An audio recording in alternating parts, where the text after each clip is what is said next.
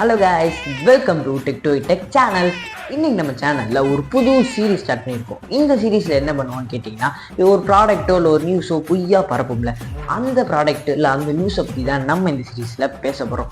இந்த சீரீஸோட பேர் உருட்டு சீரீஸ் பார்ட் 1. உருட்டு வலையில் உருட்டி பொழைக்கும் உருட்டு உலகமடா நண்பா, உருட்டை பழகி கொள்ளடா. கொஞ்ச நாளைக்கு முன்னாடி ஹியூமன்ற கம்பெனில இருந்து ஏஐ பின் டிவைஸ் அப்படின்ற ஒரு டிவைஸ் லான்ச் ஆயிருச்சு. அதை நம்ம MKBHDன்றவரும் அந்த வீடியோவை ரிவ்யூ பண்ணியிருந்தாரு. அதாச்சும் எப்படி போட்டிருந்தாருன்னா, அந்த worst product I have ever reviewed அப்படின்னு போட்டிருந்தாரு. இதனால அந்த கம்பெனிக்காரங்களாம் என்ன சொல்றாங்கன்னா, நீங்க இப்படி ரிவ்யூ பண்ணனால எங்க கம்பெனி பேன் ஆகிறதுக்கு நிறைய சான்சஸ் இருக்கு அப்படின்னு சொல்றாங்க.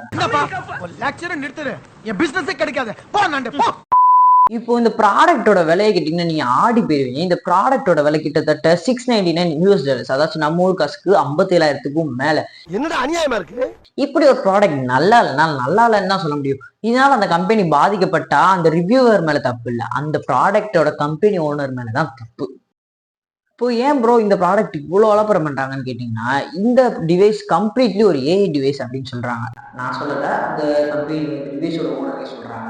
இப்போ இந்த மைக் இருக்கு இல்லையா, இந்த இடத்துல இதே மாதிரி அந்த டிவைஸ் நீங்க மாட்டீங்கன்னா, இப்போ இது என்னதான் இதுல ஏஐ இருக்குன்னு கேட்டீங்கன்னா, இப்போ இதை அமைக்கிட்டு 8 கால் பூச்சி ஹேஸ் ஹவு மெனி லெக்ஸ் அப்படின்னு கேட்டீங்கன்னா, இந்த வாய்ஸ் வந்து டெக்ஸ்டா மாத்தி அதை சாட் ஜிபிடிக்கு அனுப்பி சாட் இருந்து ஆன்சர் ஜெனரேட் பண்ணி திருப்பி உங்கள்கிட்ட சொல்லும்.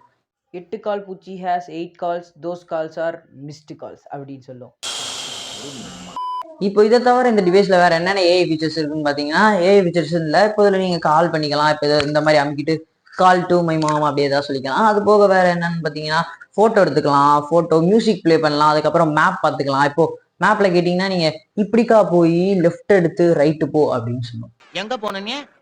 இப்போ நீங்க இந்த ஃபீச்சர்ஸ் எல்லாம் யூஸ் பண்றதுக்கு கிட்டத்தட்ட $700 கொடுக்கறது மட்டும் இல்லாம மாசம் $24 பே பண்ணணும்.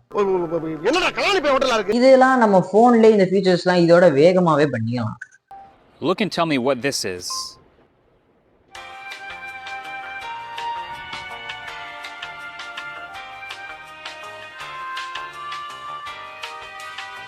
Or I'll just do this, I guess.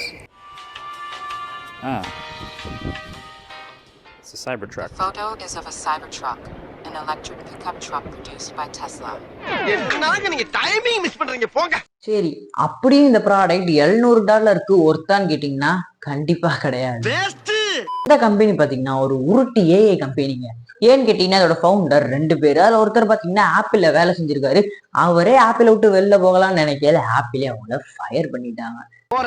ஆனா நாளைக்கு முன்னாடி யாருன்னு காட்டுறேன். இப்போ ஃபயர் ஆனதுக்கு அப்புறம் என்ன பண்றாருன்னு பாத்தீங்கன்னா, 2018 ஒரு ஸ்டார்ட் அப் கண்டுபிடிக்கிறாரு. அதுதான் ஹியூமன் அப்படின்னு. இவர் ஒரு ஏஐ வச்சு ஒரு டிவைஸ் கண்டுபிடிக்க போறேன்லாம் சொல்லல. இப்போ இந்த 2020-21 காலகட்டத்துல இந்த ஏஐயோட பூம் அதிகமாச்சு அதுல இன்வெஸ்ட் பண்றதுக்கு. அந்த டயத்துலதான் இவர் இப்படி ஒரு ஏஐ டிவைஸ் பண்ண போறேன்னு அதாச்சும் $200 மில்லியன் மேல இன்வெஸ்ட் பண்ண சொல்லியிருக்காரு. அதுவும் $214. பாத்தீங்களா, ஏஐன்னு சொன்னாலே போதும் மொத்த காசையும் கொண்டு வந்து இன்வெஸ்ட் பண்ணிட வேண்டியதுதான். இப்படி இவங்க இந்த $241 மில்லியன் வாங்கினதுக்கு அப்புறம் தான் இந்த ஏஐ டிவைஸை கொண்டு வந்திருக்காங்க. இது மட்டும் இல்லாம இவங்க மைக்ரோசாஃப்டோடையும் ஓப்பன் ஏஐயும் கொலாபரேட் பண்ணி தான் இதை கொண்டு வந்திருக்காங்க. மைக்ரோசாஃப்டோட சர்வர் ஸ்பேஸையும் அப்புறம் இந்த ஓப்பன் ஏஐயோட சாட் ஜிபிடியோட ஏபிஐயும் இதுல அட்டாச் பண்ணியிருக்காங்க. இப்படிதான் இந்த ஹியூமன் ஏஐ டிவைஸ் வந்திருக்கு. இப்போ எனக்கு ஒரு டவுட் இருக்கு. இப்போ இதோட நம்ம இதுல இருக்க ஃபீச்சர்ஸ் எல்லாம் இதோட வேகமா நம்ம போன்லயே பண்ணலாம். ஆனா அந்த மொபைலோட ரேட் எவ்வளவு? $10,000 இருந்தே இருக்கு. அதை விட்டுட்டு இதை $50,000 கொடுத்து இதை வாங்குவீங்களா இல்லையான்றதை நீங்க கமெண்ட் பாக்ஸ்ல கமெண்ட் பண்ணிருங்க. இப்போ பாத்தீங்கன்னா இந்த ட்விட்டர்ல MKBHD போட்டு திட்டிட்டு இருந்தாங்களே, இன்னொரு ரூமர் இருக்கு. அதாச்சும் இதுவே அந்த கம்பெனியோட ஒரு பார்ட் ஆஃப் பிளான் அப்படின்னு சொல்றாங்க. அப்படின்னா இந்த கம்பெனி வந்து இன்வெஸ்டர்ஸ்ட காசு வாங்கியிருக்காங்க. இப்போ ஏஐன்ற போது நிறைய இன்வெஸ்ட் பண்ணியிருக்காங்களே, இப்போ இந்த கம்பெனி வந்து இந்த பிளான் ஃபெயிலியர் ஆயிருச்சு அப்படின்னு சொன்னாதான் இன்வெஸ்டர்ஸால கேள்வி கேட்க முடியாது, அப்போதான் பணத்தையும் அவங்க எடுத்துக்க முடியும் அப்படின்ற ஒரு ரூமரும் போய்கிட்டு இருக்கு. ஆக மொத்தத்துல இந்த ப்ராடக்ட் ஒரு ஸ்கேம் அப்படின்னு சொல்றாங்க. ஸ்கேம்னா என்ன ப்ரோ, நம்மள்ட்ட பணத்தை வாங்கிட்டு ஏமாத்திடுவாங்களான்னு கேட்டீங்கன்னா அது கிடையாது. இது வந்து இன்வெஸ்டர் ஸ்கேம் அப்படின்னு சொல்லுவாங்க. இன்வெஸ்டர்ஸ் பணத்தை வாங்கிட்டு ஏமாத்திடுவாங்க. இப்போ இந்த ப்ராடக்டோட மொத்த விலை எவ்வளவு வருதுன்னு பாத்தீங்கன்னா கிட்டத்தட்ட 70,000. எப்படி 50,000 தானே சொன்னீங்கன்னு கேட்டீங்கன்னா, அதாச்சும் இந்தியா கொண்டு வர டாக்ஸ் எல்லாமே சேர்த்து கிட்டத்தட்ட 70,000 கிட்ட வந்துடும். இப்போ அந்த ப்ராடக்ட் 70,000 ஒருத்துன்னு கேட்டீங்கன்னா கண்டிப்பா கிடையவே கிடையாது. இந்த இதுல உங்களுக்கு ஒரு டிஸ்பிளே கூட கிடையாது. அதாச்சும் அதுல ப்ரொஜெக்டர் இருக்கு, அது வேற விஷயம். அது முக்கியமா அதோட எஸ்ஓசி பாத்தீங்கன்னா 5 வருஷத்துக்கு முன்னாடி, அதாச்சும் இந்த 2020 21 காலகட்டத்துல இந்த போன்ஸ்ல உள்ள எஸ்ஓசி தான் இப்ப இதுல கொடுத்துருக்காங்க. அது மட்டும் இல்லாம கேமரா குவாலிட்டி செம்ம மொக்கையா இருக்கும். வீடியோவுமே நீங்க 10 செகண்ட்ஸ் வரைக்கும் தான் எடுக்கவே முடியும். இந்த ப்ராடக்ட் அப்படியே ஒருத்தவங்களுக்கு யூஸ் ஆகும். அது யாருக்குன்னு பாத்தீங்கன்னா இந்த பிளைண்ட் பர்சன்ஸ், அதாச்சும் இந்த கண்ணு தெரியாதவங்களுக்கு. ஏன்னா அவங்ககிட்ட இப்ப இதை அமைக்கிட்டு முன்னாடி என்ன இருக்கு அப்படின்னு கேட்டா சொல்லும். அவங்களுக்கு ஓரளவு ஒர்த்து தான். ஆனா நமக்கு இது கண்டிப்பா ஒர்த்தே கிடையாது. இப்போ ஏன் இந்த MKBHD மேல இவ்வளவு கோவமா இருக்காங்கன்னு பாத்தீங்கன்னா, இவங்க இந்த யூடியூபர் சொல்லி ஏன் இப்படி அந்த ப்ராடக்ட் வாங்காம போவாங்க அப்படின்னு சொல்றாங்கன்னு பாத்தீங்கன்னா, இப்ப இந்த யூடியூபர் வந்து ஒரு பெரிய யூடியூபர் ஆரம்பத்துல இருந்தே இப்படி ஒரு நல்ல விஷயத்துல சொல்லும் போது அந்த சப்ஸ்கிரைபர்ஸ்க்கு அவங்க மேல ஒரு நம்பிக்கை வந்துடும். இப்போ இவங்க பொய்யான விஷயத்தையே நல்லா இருக்கு அப்படின்னு சொன்னாலுமே அதை சப்ஸ்கிரைபர்ஸ் நம்பிடுவாங்க. அதுக்காண்டிதான் பயப்படுறாங்க. இப்போ சிலர் காசு வாங்கிட்டு நல்லா இல்லாத பொருள் கூட நல்லா இருக்குன்னு சொல்றவங்க கூட இருக்காங்க. இப்போ ஒரு யூடியூபர் அந்த ப்ராடக்ட்டை பத்தி ரிவ்யூ பண்றதுனால இன்னும் ஆக போறது இல்ல.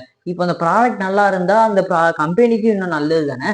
இந்த மாதிரி பிரச்சனையெல்லாம் அவங்க எடுத்துட்டு இந்த பிரச்சனைலாம் சரி பண்ணாங்கன்னா அந்த கம்பெனிக்கு நல்லது, அந்த யூடியூபர்ஸ்க்கும் நம்ம நல்லது, அந்த கன்சியூமர்ஸ்க்குமே நல்லதுதான். ஓகே காய்ஸ், இந்த வீடியோ உங்களுக்கு பிடிச்சிருக்கும் புரிஞ்சிருக்கும்னு நினைக்கிறேன். இந்த வீடியோ உங்களுக்கு பிடிச்சிருச்சுன்னா இந்த வீடியோக்கு ஒரு லைக் போட்டுட்டு நம்ம டெக் டு டெக் சேனலை சப்ஸ்கிரைப் பண்ணிடுங்க. அப்போதான் நம்ம போடுற வீடியோ உங்களுக்கு வந்துகிட்டே இருக்கும்.